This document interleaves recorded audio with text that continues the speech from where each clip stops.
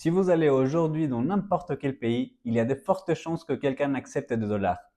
Que ce soit dans un marché en Asie, dans un hôtel en Europe ou dans un taxi en Afrique, le dollar est la monnaie la plus utilisée et la plus puissante au monde.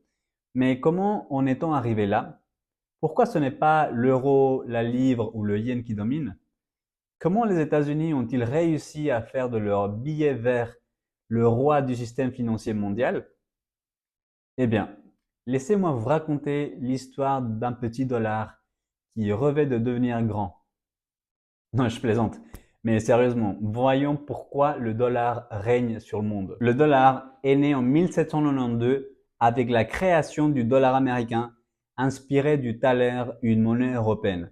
Pendant longtemps, les billets imprimés par les États-Unis n'étaient rien de plus que du papier sans valeur réelle jusqu'à ce qu'ils soient adossés à des métaux précieux. Ainsi est né le célèbre étalon or.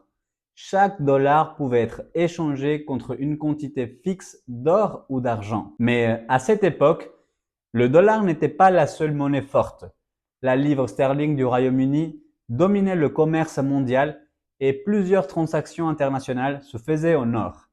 Les États-Unis ne contrôlaient pas encore le système financier mondial, mais cela allait bientôt changer. La Seconde Guerre mondiale a laissé l'Europe et une grande partie du monde en ruine, tandis que les États-Unis en sont sortis renforcés. Ils avaient la plus grande économie, leurs usines étaient presque intactes et surtout ils possédaient presque tout l'or du monde dans leurs coffres. 2 tiers de tout l'or monétisé se trouvait dans leur banque centrale. Ainsi, en 1944, lors de la conférence de Bretton Woods, un nouveau système financier mondial a été créé. Et les grandes puissances ont convenu que le dollar deviendrait la monnaie de référence mondiale et que sa valeur serait garantie par l'or. Toutes les autres monnaies seraient fixées au dollar et les États-Unis s'engageaient à échanger des dollars contre de l'or à un taux fixe de 35 dollars l'once. Ce système plaçait donc le dollar au cœur, au centre du commerce mondial. Et on pourrait se demander, pourquoi le dollar et pas la livre, le franc ou le yen? La réponse est simple. Les États-Unis étaient le seul pays disposant d'une économie suffisamment solide et des réserves d'or suffisantes pour soutenir le système. L'Europe était détruite par la guerre, le Japon aussi, et l'Union soviétique avait son propre bloc économique. En plus de cela, les États-Unis bénéficiaient d'une stabilité politique et d'institutions solides. Personne ne faisait confiance aux gouvernements européens pour ne pas imprimer de la monnaie afin de sortir de la crise. Mais les États-Unis inspiraient confiance. C'est ainsi que le dollar est devenu la monnaie de réserve mondiale jusqu'à l'effondrement du système en 1971. Jusqu'à cette année, le dollar était toujours adossé à l'or.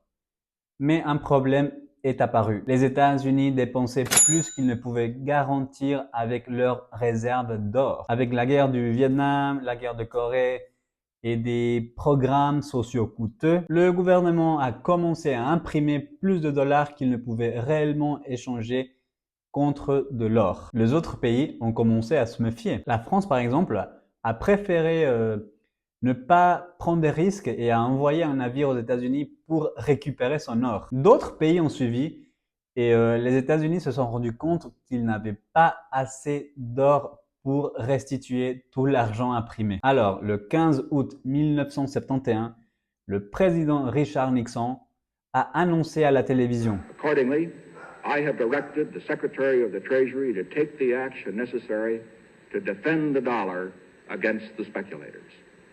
I have directed Secretary Connally to suspend temporarily the convertibility of the dollar into gold or other reserve assets.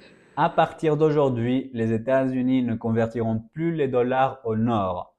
Boum! Le dollar a cessé d'être adossé à l'or et a commencé à être soutenu par la confiance. Et même si cela aurait pu provoquer un effondrement, un événement inattendu s'est produit. Le dollar a continué à dominer le monde. Pour maintenir la demande mondiale des dollars, les États-Unis passent un accord avec l'Arabie Saoudite en 1974.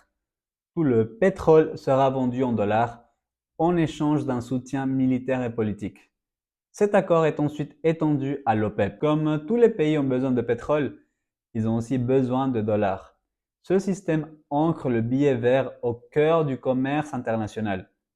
C'est ainsi que les États-Unis ont ancré leur monnaie à l'une des ressources les plus stratégiques de la planète, consolidant ainsi leur domination économique. Au fil du temps, le dollar est devenu pratiquement indestructible. Non seulement parce que le pétrole se vend en dollars, mais aussi parce que la majorité des transactions internationales, les dettes publiques et les échanges commerciaux se font en dollars. Pourtant, certains pays comme la Chine et la Russie tentent de réduire leur dépendance et l'émergence des crypto-monnaies pose de nouveaux défis. En conclusion, le dollar a conquis le monde grâce à 3 facteurs clés.